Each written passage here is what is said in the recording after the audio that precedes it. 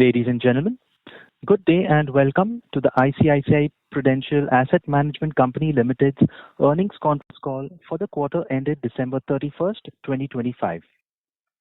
As a reminder, all participant lines will be in the listen-only mode, and there will be an opportunity for you to ask questions after the presentation concludes.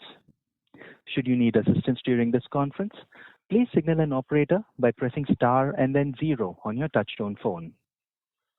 I now hand the conference over to Mr. Nimesh Shah, MD and CEO of ICICI Prudential AMC Limited. Thank you, and over to you, sir. Welcome everybody to our first earnings conference call as a listed entity. We have got with us my colleague Naveen Agarwal, the CFO of the company, Amar Shah, the Chief Business Officer, Abhijit Shah, the Chief Marketing and Digital Officer, and Harshil Sanghvi, who looks after investor relations. We'll be there to address all your queries subsequent to the opening pitch. If you talk about the industry, mutual fund industry, as all of you know, has seen a robust trajectory of growth over the last 5 years, with the industry AUM growing threefold. The industry's quarterly average asset under management grew by 18.1% year-on-year and 5% sequentially in Q3 financial 26, reaching 81 trillion rupees. Equity and equity-oriented quarterly average AUM, which commands the largest pie in the overall mutual fund industry, increased by 16.7% year-on-year and 5.3% quarter-on-quarter to rupees 44 trillion. The industry witnessed net inflow of 1.8 trillion rupees during the quarter. The equity category continued to be at the forefront, attracting the net inflows of 1.1 trillion rupees. The SIP contribution for the month of December 2025 amounted to 31,002 crores as compared to 293 billion rupees and 264 billion rupees in the month of September 25 and December 24. In the debt segment, the quarterly average AUM grew by 21% year-on-year and 2.3% quarter-on-quarter to 13.4 trillion rupees. Passive quarterly average AUM grew by 23% year-on-year and 9.5% sequentially to 13.5 trillion rupees. Industry saw an increase of unique customers reaching 59 million, which represents an increase of 12.1% year-on-year and 3.4% as compared to the previous quarter. Now I hand over the call to Harshil Sanghvi for covering the performance of our company. Thank you, Nimesh. Good evening, everyone.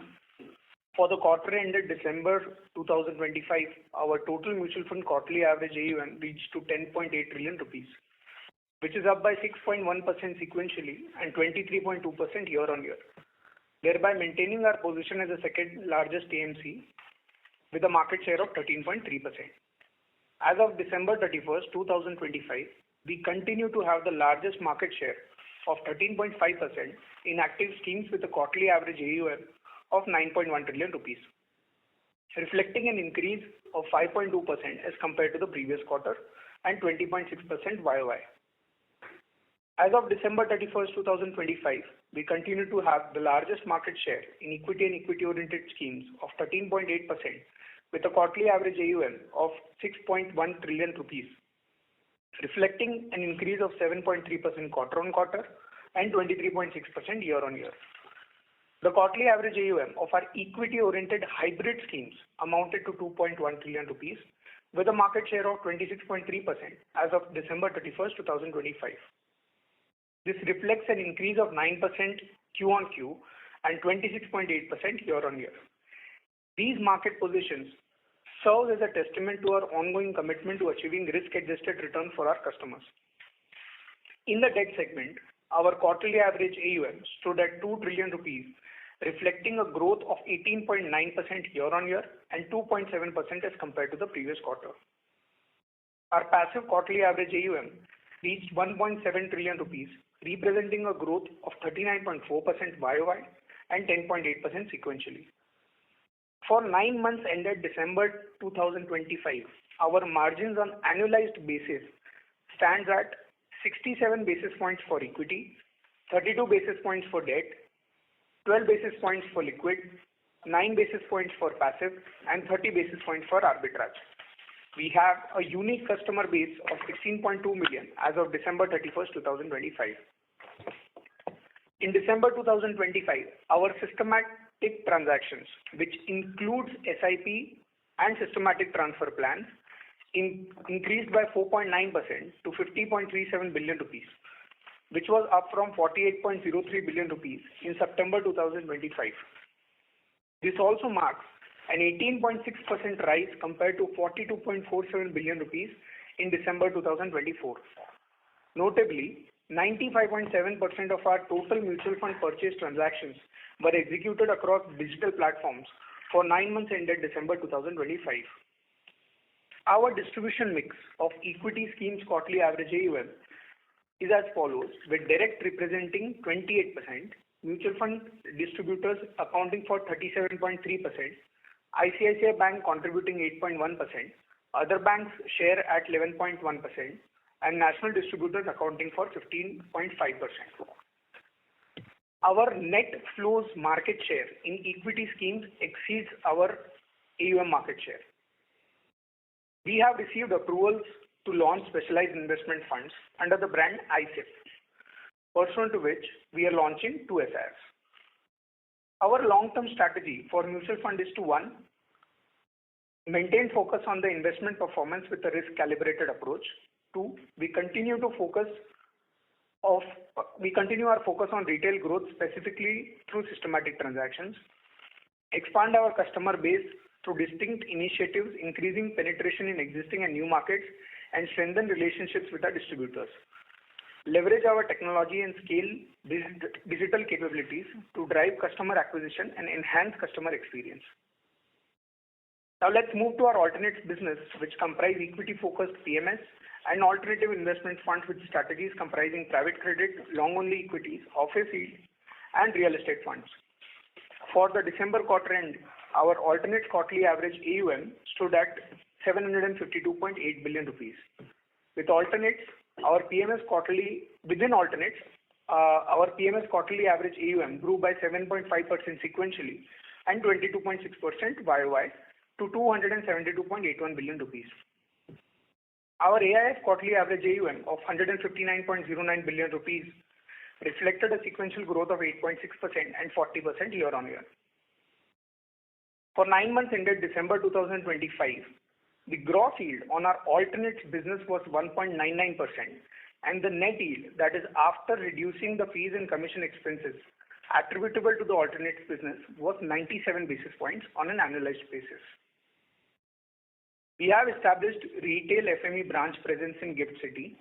This expansion will enable us to launch retail schemes and ETFs, alternate investment funds, PMS, and advisory services for clients within IFSC GIFT City.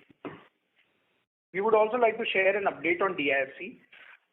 We have received requisite approvals to commence the operations. This will help us to effectively serve the investment needs of NRI and international investors across the Middle East. I now hand over the call to Naveen for covering financial performance of the company. Thank you, Ashil. Good evening, everyone. I'll cover the financial performance overview for the quarter ended December 2025. Our operating revenues stood at 15.15 billion rupees, representing a growth of 23.5% year-on-year and 6.7% sequentially. Our other income for the quarter was recorded at 1.09 billion rupees. Operating expenses amounted to 4.05 billion rupees, which was an increase by 8.5% year-on-year and 0.6% quarter-on-quarter.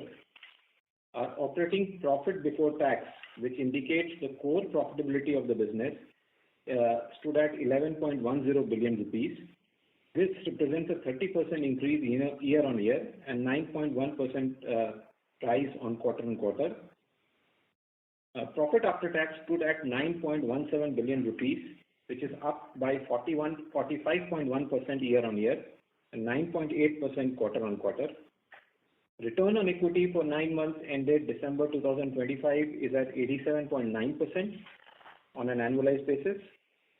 The Board of Directors additionally have approved an interim dividend of 14.85 rupees per share. For 9 months ended December 2025, if you look at on an overall yield and net yield, annualized basis, the overall yield was 52 basis points, and the net yield was 48 basis points, respectively. Net yield is arrived at after reducing the fee and commission expenses on alternates, which is shown as an expense item in the P&L. For 9 months ended December 2025, our operating margin stood at 37 basis points as compared to 35 basis points for 9 months ended December 24. This is on an annualized basis. And our employee count as on December 31, 2025 was 3,522. With this, we can move to the Q&A. Thank you very much. We will now begin the question and answer session. Anyone who wishes to ask a question may press star and 1 on their touchtone telephone. If you wish to remove yourself from the question queue, you may press star and 2. Participants are requested to please use handsets while asking a question. Ladies and gentlemen, we will now wait for a moment while the question queue assembles.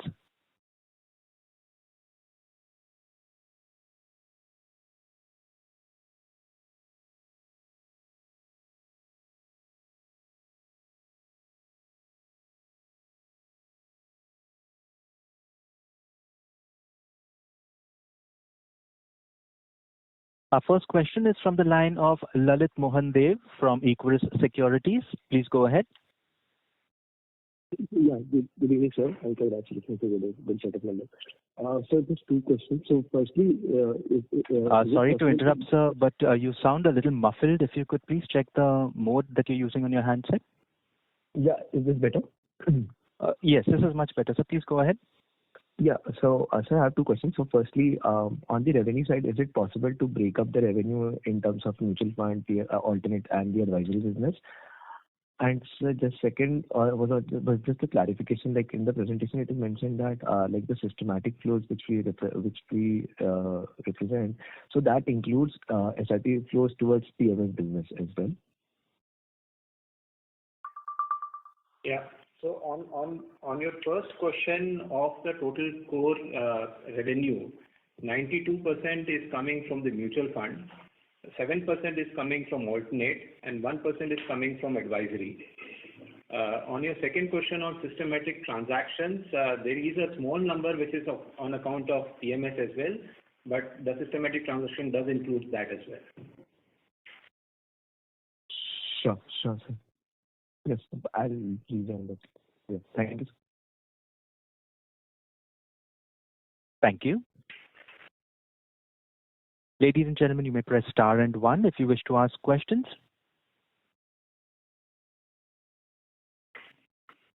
Our next question is from the line of Sukrit D. Patil from Eyesight Fintrade Private Limited. Please go ahead. Good evening to the team. I have 2 questions. My first question is to Mr. Shah.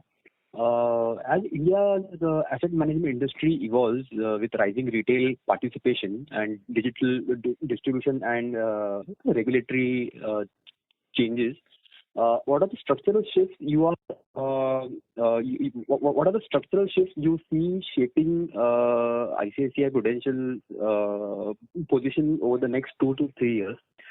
Especially, how are you preparing to differentiate beyond scale, whether through product innovation, investor education, or any tech-led engagement, or anything which is on your mind? Just want to understand your view on this. Thank you. So I had said it at the time of IPO also, and I'm saying it now also, that this industry has been growing very well, and we plan to continue doing what we have been doing. There is nothing dramatically different that we plan to do. It's a very simple business. I think the regulator has created a brilliant product. It is working in the interest of the product is working in the interest of the customer. When the product is working in the interest of the customer, it has become a pull product. As much when I started working in this industry, it was a push product. Today, thanks to the good product and the customer's good experience in this product, it has become a pull product. So any company which manages scale well and is able to manage money in a very responsible manner keeps on getting money from the customer. You would have seen that is happening a lot of small AMCs also have been able to generate a huge amount of AUM because they gave a very good performance. So I feel the way to track this industry is also how well are the funds doing for the final customer. You don't native intelligence, forget artificial intelligence, is that anybody who makes money in your funds will further invest with you. So we have got more than 1.6 crore customers. A lot of them have made decent money if you look at our performance track record. So I think we have been able to deliver a good risk management, risk-adjusted return. And with that and the positioning that we have with our brand in the country, I think if we don't do well, if we don't make big mistakes, there's a probability that we can do well. So you have to, when you get, it's a very simple business. There is no complicated jargon required. If you manage money carefully, and you give a risk-adjusted good return to the customer, your AUM keeps growing. I've been seeing it since last 10, 15 years that this is happening. And so we don't, as far as use of technology is concerned, we are at the cutting edge. You would have seen our apps. A lot of you would have been our customers also. You would have seen our apps. You have seen our the way we have transitioned from the traditional model to the new digital model. And Naveen pointed out to the percentage of the transactions that are happening online. So that is a way of life. Today, I don't want to talk about technology separately because technology is with which we operate.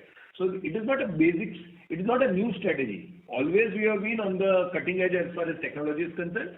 We benchmark ourselves against the best in the industry, and we have been doing that. So it's the same thing that we have done over the last 15 years that we want to continue doing, manage money well. And if we manage money well, our business keeps growing. Thank you. My second question is to Mr. Agarwal.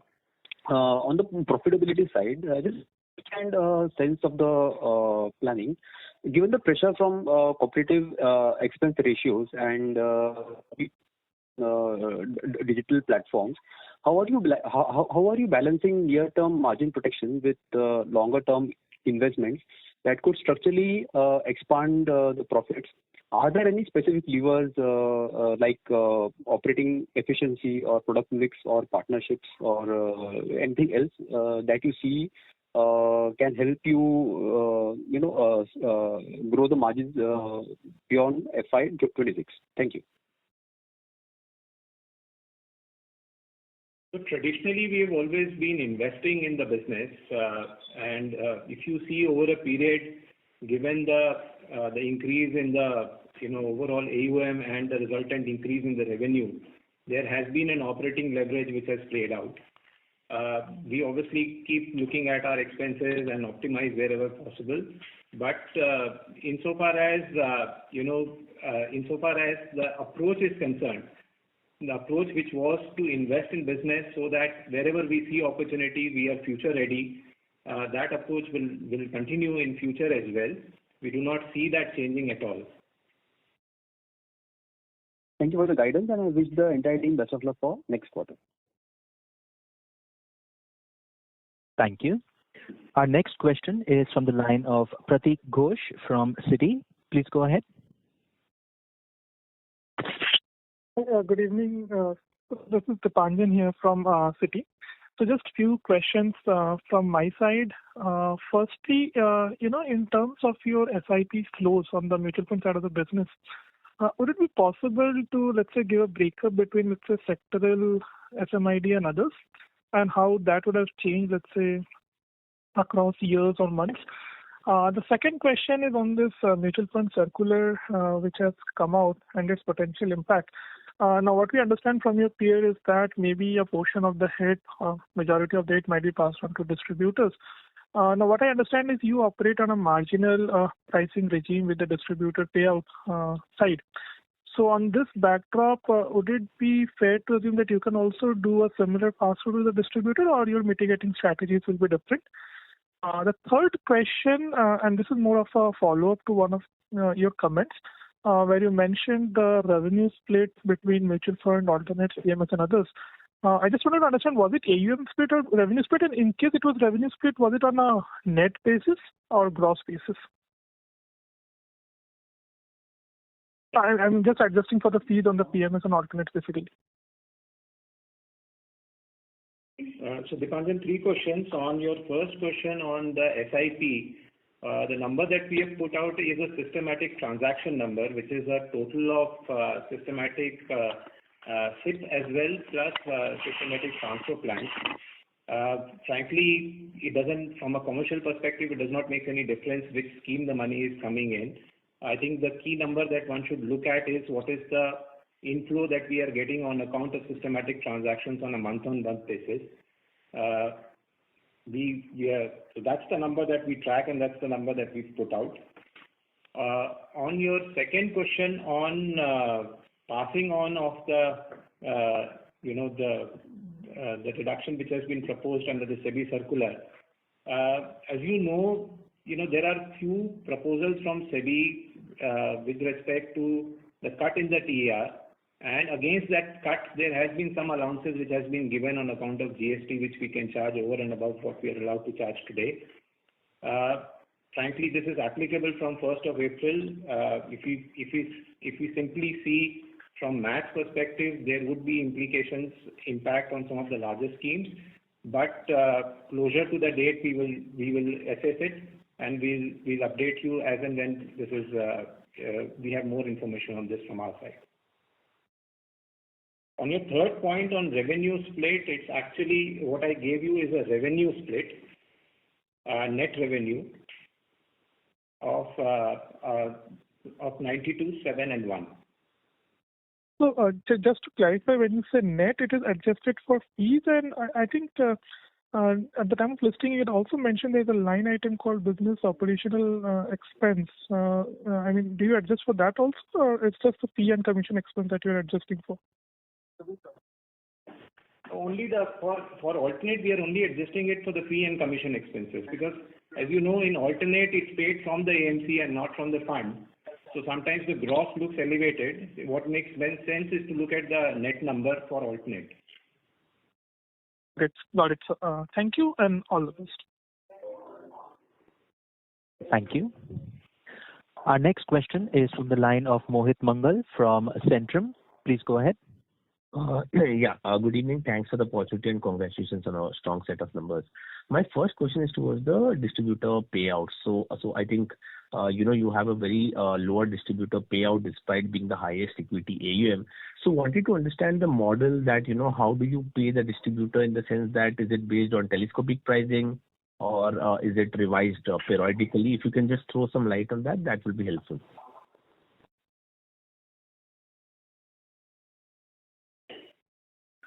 On distributor payout, as you know, as you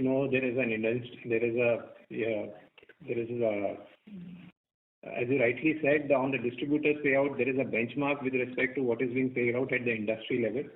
This is something that we do it on a regular basis. We review what sort of TR we are going to get, and then we decide what sort of sharing we can do with the distributor. This is an ongoing process, and this is something that we monitor and we review, and we decide on a periodic basis. Understood. So can we assume that maybe it's done, say, on a quarterly basis based on how the AUM has kind of moved, or is it an annual exercise? If you can just throw some light on that. No, so it is done often. It's not an annual exercise. It is done at least on a quarterly basis, and if need be otherwise as well. But it is also dependent on the long-term relationship with the respective distribution partners. Understood. My next question is on the ICICI Bank share. So I think it is in the single digit. So are we having some kind of a dialogue, that if we can increase the share, if you can just throw some light on that? Yeah, you rightly said ICICI Bank is at AUM-wise 8.1% of our mix. Okay, our strategy is very clear that we work with every distributor, including ICICI Bank. And, wherever bank and their customers, there is a need to invest, we work along with the bank. So we continue to maintain the rigor across the distribution, and ICICI Bank is one of the distributors where we work very, very closely with them on the sales side. Right. So I mean, the share is in single digits. So are we trying to increase it further? The effort is to increase the total pie with every possible distributor, ICICI being one of them. We'll be very happy if the share goes up, but as I said, the effort is across distribution to keep on increasing the business. Understood. Thanks, and wish you all the best. Thank you. Our next question is from the line of Anshuman Deb from ICICI Securities. Please go ahead. Yeah, thanks for the opportunity. My first question is on the alternates growth. Any color you can share in terms of how we can view this growth trajectory? Should it be more steadier than the MFPs, or any color on that will be great. And secondly, on our employee count, has there been any reduction since FY25? Because the number you shared, I thought it was a little lower. These are the two questions. Thank you. Our alternate business is still, it's relatively newer business. The most of the increase has happened in last few years. There's a large headroom with respect to the growth. Difficult to predict how much would it be growing by. As an approach, our focus is on all the business segments. We are equally focused on mutual fund. We are also focused on alternate, and within alternate also various subcomponents of it. Ultimately, what is key is that the performance under the scheme should also remain good. So from a focus perspective, that is what we will do our job, and let's see how the numbers play out. On the employee count, frankly, I don't think we could see too much into the marginal fall. I believe, we keep looking at rationalization. It could be numbers here and there. So, as I see, for example, vis-a-vis the last quarter and this quarter, number is pretty much flattish. Understood. Okay, thanks a lot. Thank you. The next question is from the line of Bhavya Sanghvi from Alchemy Capital. Please go ahead. Am I audible? You are audible, sir. You may proceed. Thank you so much for the opportunity, sir. I joined the call a little late. Could you help me with the yield in different parts of the segment, including mutual funds and AIF, alternatives? Thank you. Yeah. So for the 9 months ended December 25, on equity, our margins are 67 basis points. On debt, it is 32 basis points. On liquid, it's 12 basis points. Passive is 9 basis points. And arbitrage is 30 basis points. On alternate, on gross, yield is 1.99, while on net, it is 97 basis points. These are all on annualized basis. Thank you. And the second question would be, could you also help me with the outstanding number of SIPs and SWPs put together? Again, as you know, it actually doesn't matter. Our average SIP would be pretty much in line with that of the industry in terms of number of accounts. Okay, so the current SIP plus STP book that we have as of December 31st, 2025 is 5,000 crores. So that's the outstanding number. So the number of outstanding SIPs is so 5,000 crores is exactly what, sir? Sorry. 5,000 crore is the amount that gets triggered every month, and it automatically comes into the fund. In a systematic route, it comes into the schemes. It is a combination of SIP plus STPs. It's actually 5037 to be exact. Sure. Thank you. Thank you. Ladies and gentlemen, to ask a question, you may please press star and 1. Our next question is from the line of Ansh Mehta from Value Partners. Please go ahead. Hello. Am I audible? Sir, you are audible. Yeah. Thank you, sir. Just a quick question. Your employee count is almost double the size of your next listed competitor. I just wanted to color on, is that because your alternates business is sort of larger, or is it more because of a push business in your distribution? If you can just provide some color on that. Yeah. So as you rightly pointed out, clearly we have a business line on the alternate.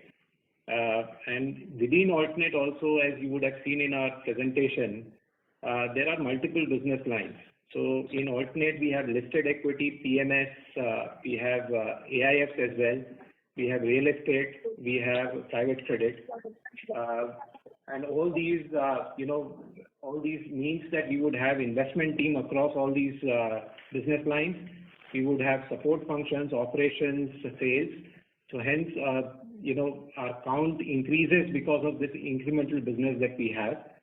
And I think that we have discussed this. It's exactly because we don't have any we have employees on roll, and the focus for us has been that every business that we start should be viable, and we are conscious that it should break even.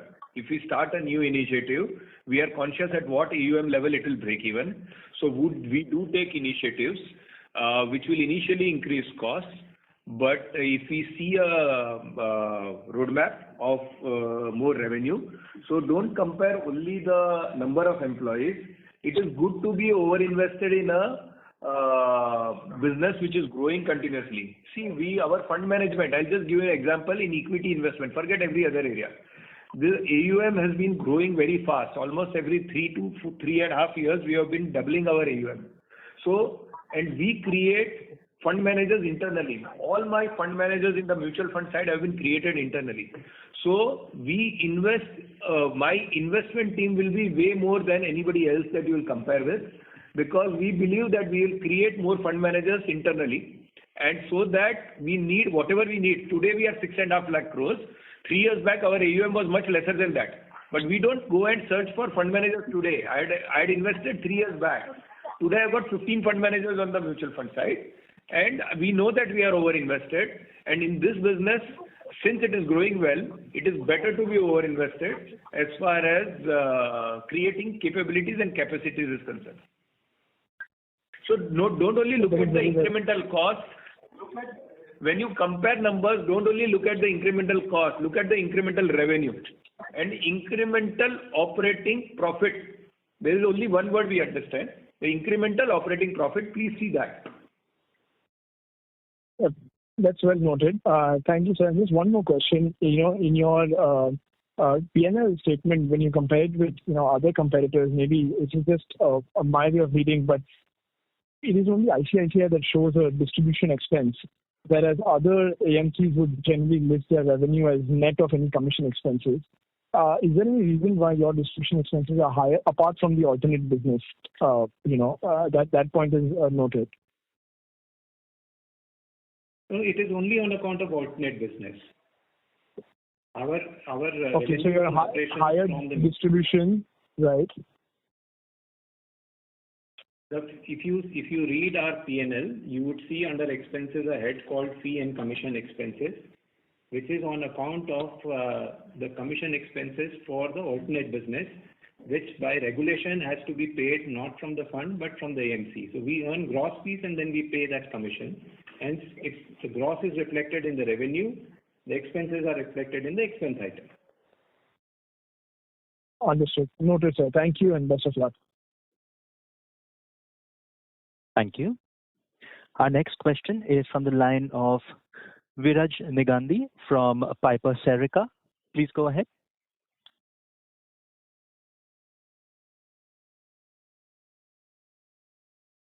Viraj, your line has been unmuted. You may proceed with your question.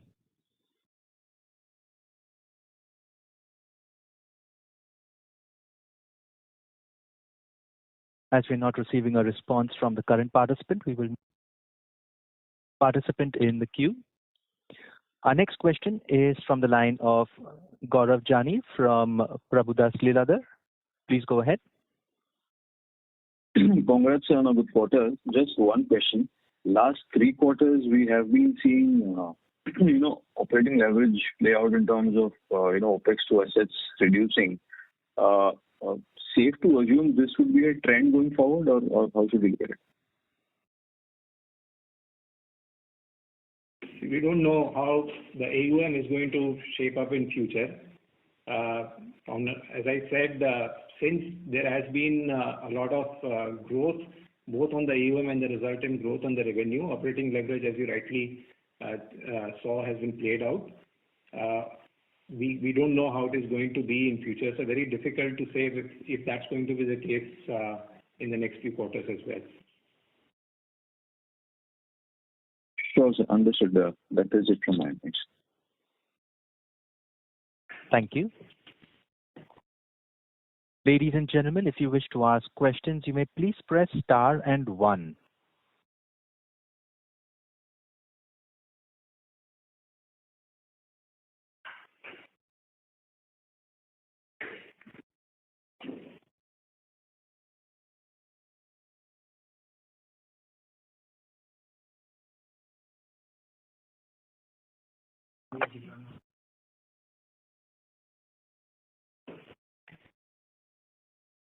Our next question is from the line of Mohit Motwani from Tara Capital. Please go ahead. Hi, am I audible?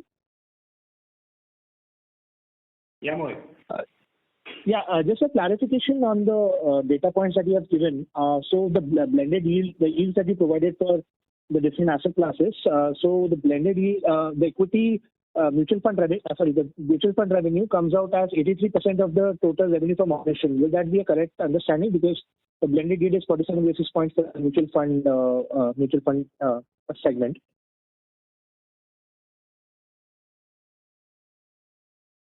No, so I think the way you're looking at, you should see the net number on the alternate side, because we've given out the gross as well as the net yield on the alternate.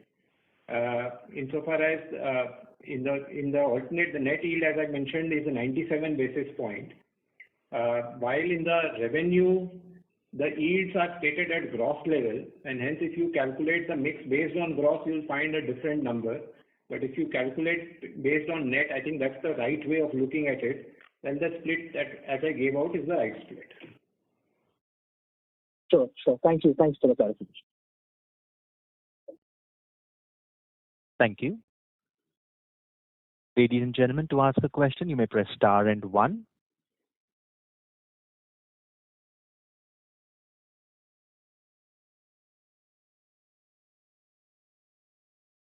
Our next question is from the line of Lalit Mohan Dev from Equirus Securities. Please go ahead. Yes, sir. So just to follow up on the revenue side, so it appears that like the yields on the advisory business comes to around 17-18 basis points. So while in the first half it was coming around 30-31 basis points. So is the calculation correct? And how should we see this business going ahead for the next 2-3 years? No, yield for the 9 months on the international, on the advisory business is about 32 basis points. It's not really, it's not the number that you're mentioning. It is actually 32 basis points. Okay. And sir, how should we see this business take incrementally, like for the next 2-3 years in terms of growth? And see, this is effectively the money which we advise. This is the funds which have been raised outside India where we are advising. Various parameters which play with respect to the growth of this AUM, or international parameters also come in. We did see a good jump in this AUM in the past period. Of late, it has been flattish. Again, it's a factor of how the market does, but it is also a factor of how does these international investors allocate their money across geographies and asset classes. So that would effectively determine the trajectory of the AUM and the resultant revenue for us. Sure, sir. Thank you. Our next question is from the line of Ashish Sharma from Oaklane Capital. Please go ahead. Yeah, hi. I hope I'm audible. You are audible, sir. You may proceed. Yeah. Just wanted to check on the yield on the alternate side. I know the net yield for the business is close to 90 bits. So from a outlook perspective, do you see this yield on the PMS or the alternate piece to sort of sustain, or you think eventually there would be some pricing pressure on the alternate side? One thing that we know is that unlike mutual fund, in alternate there isn't any formula-based pricing, and hence at various AUMs technically this yields could remain the same. Now whether this yield remains at this level or it comes down depends on various parameters. So we will have to see how things proceed. If we look at the past period, you would see this yield around this number itself. So I think that is how you should see this. Okay, and in this clarification perspective, so the sourcing for the alternate, is the mix similar to the mutual fund, or is it different? The percentage mix may vary a bit, but the approach towards customer and distribution in terms of getting the business is similar. The mix may vary a bit. Okay. Perfect. Yeah, that will be all from my side. And congratulations once again on a good set of numbers, sir. Thank you, and all the best. Thank you. The next question is from the line of Yash Mehta from Malabar Investments. Please go ahead. Thank you for the opportunity. Congratulations, Mr. Shah and the team, on fantastic listing and the performance that has been delivered. So I have two questions. My first question is, despite your strong market power and position, you've actually not gone and renegotiated blanket variabilization of your back book like some of the other AMCs have chosen to do. I wanted to understand, how are you tracking this decision? How do you think about it? You are in a position to do it. It's just that you have not exercised that thing. So I was just trying to figure out why the reluctance to it. Because we've clearly seen feedback from the larger distributors that your other peers in the top 5, top 10 AMCs have chosen to kind of go for some of those renegotiations. That is my first question. I'm happy to take the second question later, or can continue right now if required. Go ahead, Yash. Give me let us know the second question also. So the second question is, in terms of your operating profit margins, right? You obviously are industry leading at 37 odd bits. How should one think about, let's say, maintaining this operating profit yield? Or in terms of, let's say, the internal KPIs that the board would have, would it be more driven at absolute operating profit growth, maintaining the yield, the ROE, just in terms of maximizing for a certain variable? What is that variable? That would be my second question. Okay. So on your first question, Yash, the way we do our distribution commission pricing is on, it's on marginal TER.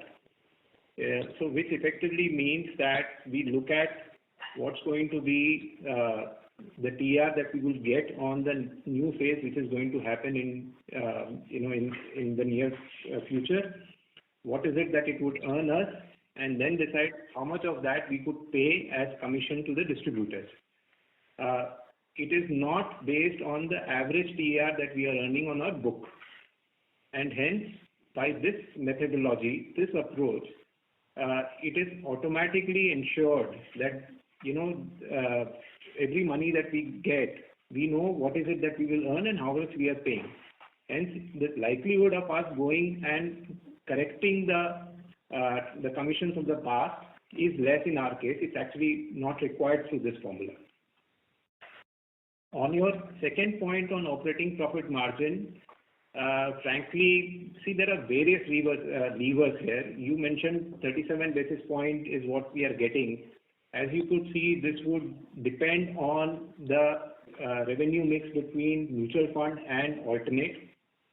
It would also depend on within mutual fund the component of equity vis-a-vis other asset classes. And it has just so happened that this number has been around this for us for some time. It's not that we are looking to target a particular number or trying to be at this number. We are trying to optimize every business vertical that we have. We are trying to be equally focused on all of them. The operating margin which is 37 basis points for this quarter, is an output. And in future also, when we work on all the levers, output would be whatever it will be. But we are not working towards a particular number of a basis point on this. The board operating. From a board perspective, I believe the direction to us is obviously on an operating PAT.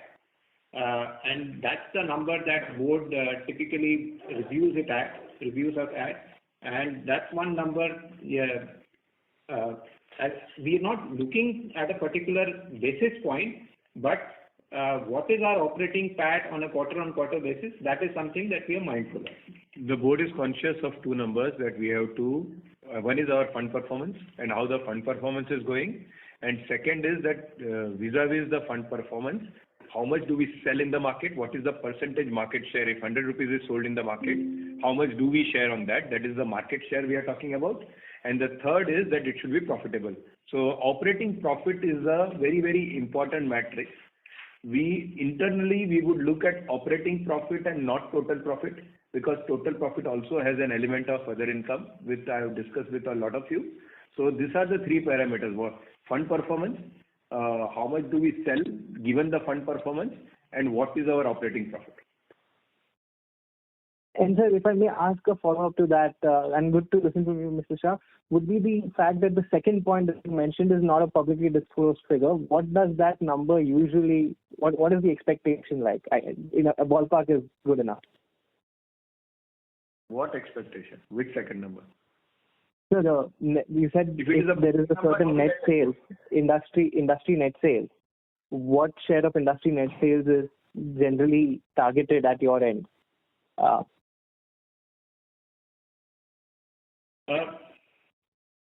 So yes, our endeavor is that our net sales flow share should be higher than our AUM market share. Okay. Fair enough. Perfect. That's all from my side. Thank you and all the best. Thank you. Ladies and gentlemen, we will now take one last question from the line of Gaurav Jani from Prabhudas Lilladher. Please go ahead. So thanks for the follow-up. Just one clarification. The split between revenue, right?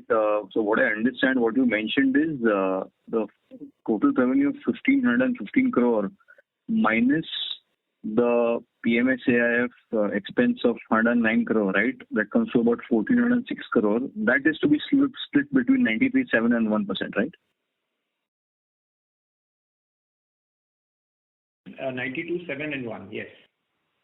Perfect. Thank you. Yes. Thank you. I would now like to hand the conference over to Mr. Naveen Agarwal for closing comments. Over to you, sir.